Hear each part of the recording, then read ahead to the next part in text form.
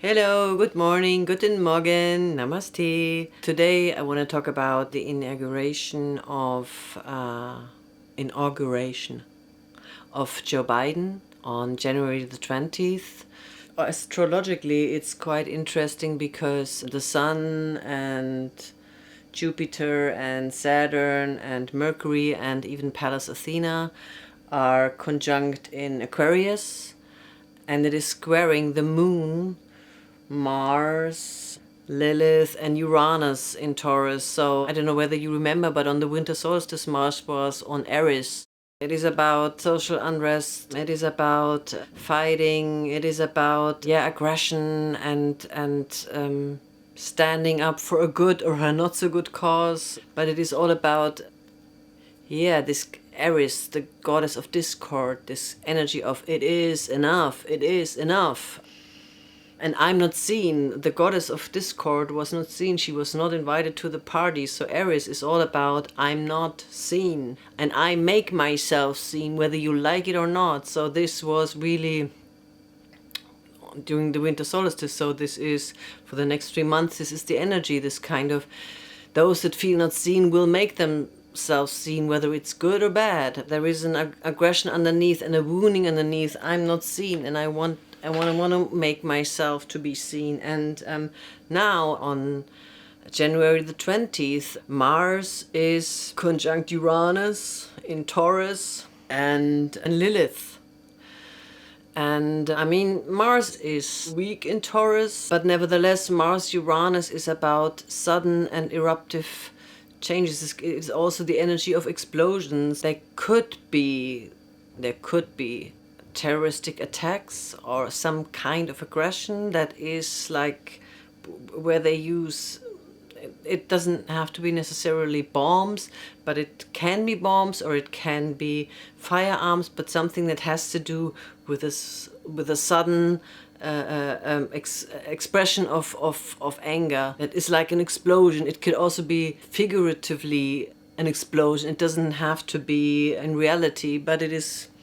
I mean, it is squaring this whole Aquarius stellium with the Sun and Jupiter and Pallas Athena and Mercury, which is all about what we also talked about during the winter solstice. All about the revolution of the mind, the revolution of new ideas, of the idea, and trying to establish equality and trying to overcome difficulties. And with Pallas Athena, it's very, very strategic. It is very.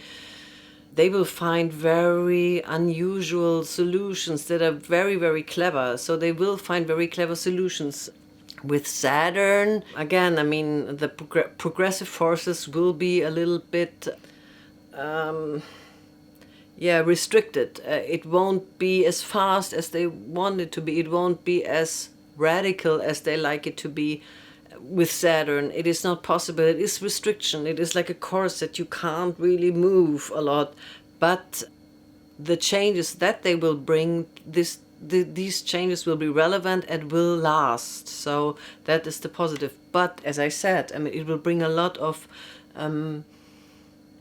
explosive aggression. So, and what I find interesting, I mean, if I'm correct with the time, then if the inauguration is at noon, which they say it is, then it will be in Taurus, and that means that Mars will go over this ascendant during the next weeks, and Uranus will go over this ascendant over the next 2 years. So I feel like there might be a sudden change in the way this government is constructed, because Uranus is about unexpected changes, and Pluto is going over the MC. I mean, in astrology, when something is likely to happen, you need more than one indicator that something will happen. If Pluto also goes about the MC, it is very likely that there will be a kind of as I said, a change in the government, and a profound change, a change that has to do maybe with loss, but definitely with a profound transformation. It doesn't necessarily have to be like Joe Biden, it has to go and Camilla becomes the new president or whatever. It can also be about other persons. It could also be other persons in the government. It could also be about very profound changes in their politics. There is definitely a huge aspect of profound change during those years. And as I said, with Pluto going over the MC and Uranus going over the Ascendant, it is very, very likely that there will be a form of very profound change. And since Mars goes over the Ascendant the next 2 weeks, we might get a glimpse of that. The other thing I see is that Juno is at 10 degrees of Sagittarius, and the South Node at that moment in time is at 17 degrees. So there is a wide conjunction between those two, and Juno is all about relationship and about relating and about coming together. And I mean, Juno is also a strategist. I mean, she was the wife of Zeus. So you have to be strategic to be the wife of Zeus. And some say you have to be strategic in all relationships sometimes. But Juno is definitely about relating. And since it's on the South Node, I think that this means that Joe Biden will re-establish old connections that he has from the past. What is beautiful is that Venus is trining Uranus, and Venus is also in a sextile to Neptune, Neptune in Ceres, and that means there is a momentum of grace that's coming in. When I was reading on the winter solstice on the next 3 months in America, and it was about Osiris was one of the cards, and walking the talk, and I pulled some cards today, and walking the talk showed up again. So it's really about walking the talk, but with Venus and Neptune in connection, you have like something like divine intervention possible. So there is a possibility of miracles. There is a possibility of healing that comes out of deep connection, out of the knowledge that is not just in the mind, but in every cell, that all is one and all life is sacred. I will pull some cards and to see what the cards will say. And I will also pull 3 cards what this inauguration will be for the world.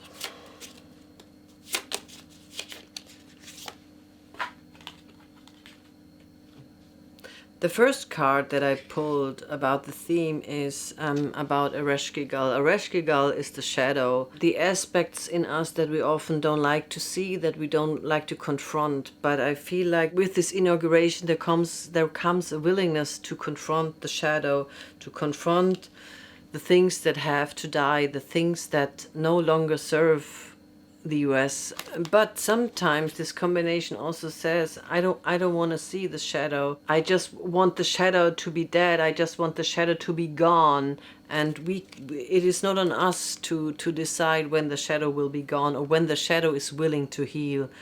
When the shadow aspects, the aspects that are not conscious, when they are willing to heal, it is not on our willpower. So I feel like this combination has 2 aspects. It has the aspect that there is a willingness to confront the shadow, and there is a willingness to let go of certain things, but there is also there can be sometimes the wish to manipulate the shadow, that it is not there anymore, and this certainly will not work out.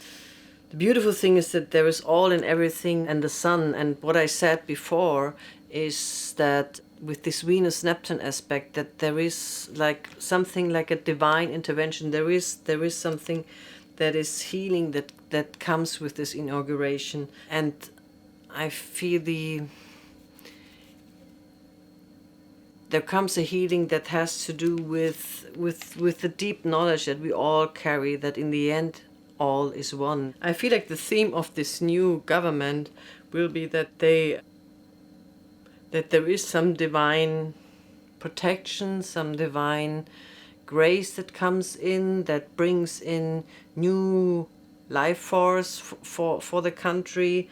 But there is also this aspect that something needs to die. And when I look into the past, I see I see Chiron, I see the wounding that has happened on all levels.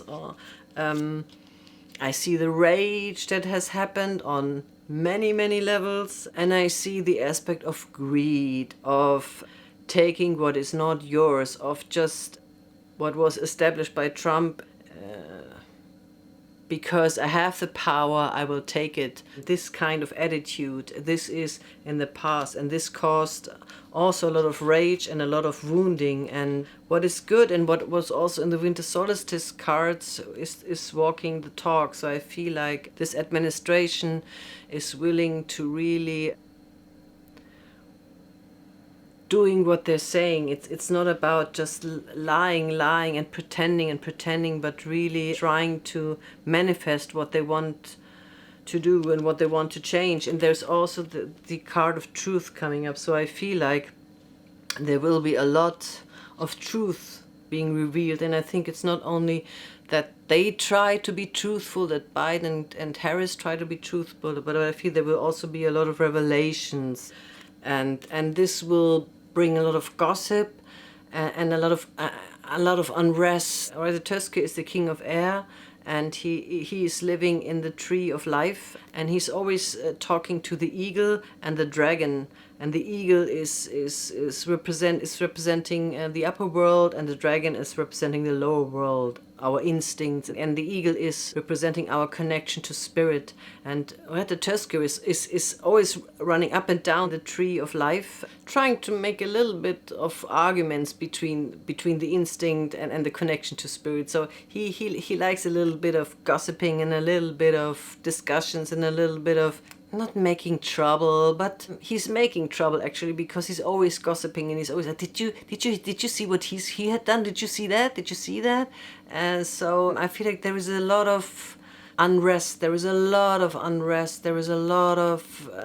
very fast and very heated energy that it would be better if it would be transported more calmly, or if people would discuss more calmly, or if the truth even might be revealed more calmly, because there will be a lot of revelations. But there might be people who have their own agenda. This is also what Tusk is presenting, that Tusk is presenting that you have, because he's running up and down the hill, up and down the tree, that he has his own agenda why he does it, because he wants to be important. He wants to be important for the dragon, and he wants to be important for the eagle. So what that means to me is that there are people who will reveal very, very shocking things, probably about Trump and the old administration. But this card also shows that they have their own agenda why they do it. So keep it with a grain of salt. It is take it with a grain of salt. It has two aspects.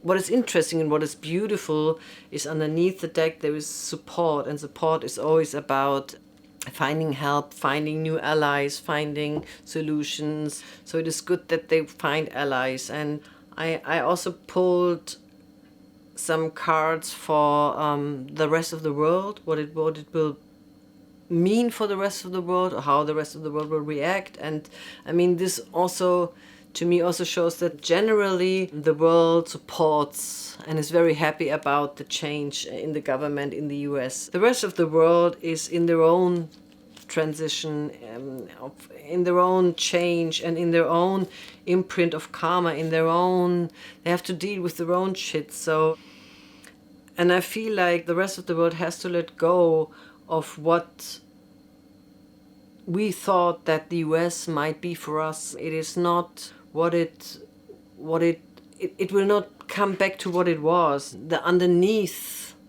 vibe is support. These cards to me don't show a lot of aggression, but they definitely show conflict, and they definitely show relationships that are in a transition. It is like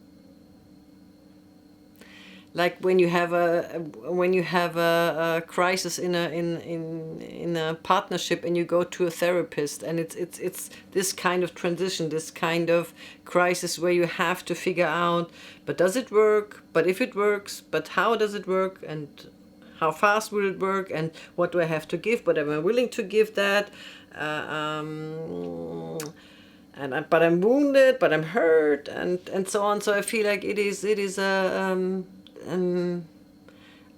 I think we are in a transition to find out how we will relate to each other in the whole world. But I feel like that, as I said, generally there is a willingness to work together with this new administration. Perchta and Morgan the Fae are both cards of letting go, of accepting the change, or better accepting the change. I don't think that everything will be in pink roses and pink everything. And what also comes to me is that these cards show to me that there is a willingness to find compromises, and there is a willingness to move on, but it takes time. It takes time to let go. It takes time to come back to my example of two people going into therapy to find out whether they still want to be together or not, that things take time, and things sometimes feel a little bit bumpy, or sometimes feel that it's not moving, it's just not moving, and that it is moving, but it is very slow. And as I said, it is a time of transition, and I feel maybe this also goes for the next 4 years in general, that it is a time of transition. So this was my reading. Thank you very much. Namaste. Have a wonderful day. Bye.